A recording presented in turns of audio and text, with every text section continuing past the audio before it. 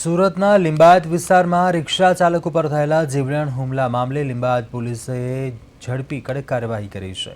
સીસીટીવીની મદદથી 6 આરોપીઓને ઝડપી પાડવામાં આવ્યા અને તેમને ઘટનાસ્થળે લાવીને રિકન્સ્ટ્રક્શન કરવામાં આવ્યું। લિંબાયત પોલીસ સ્ટેશને અસામાજિક તત્વોને ચેતવણી આપી કે કાયદામાં રહેશો તો ફાયદામાં રહેશો અને આરોપીઓની ફરિયાદ પ્રમાણે પોલીસ દ્વારા તાત્કાલિક પગલાં લઈ તેમની ચાલ બદલાવી આપવામાં આવી।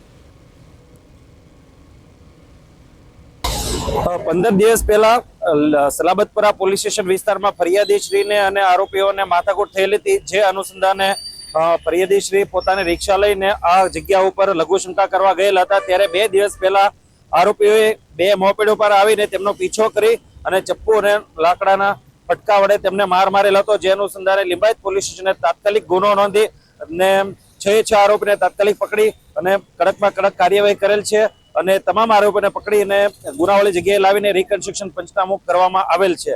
અને તમામ ગુનેગારોને એક જ સંદેશ છે કે જો તમે કાયદામાં રહેશો તો ફાયદામાં રહેશો, નહીતર આવી જ રીતે લિંબાયત પોલીસ સ્ટેશન તરફથી કડકમાં કડક કાર્યવાહી કરવામાં આવશે।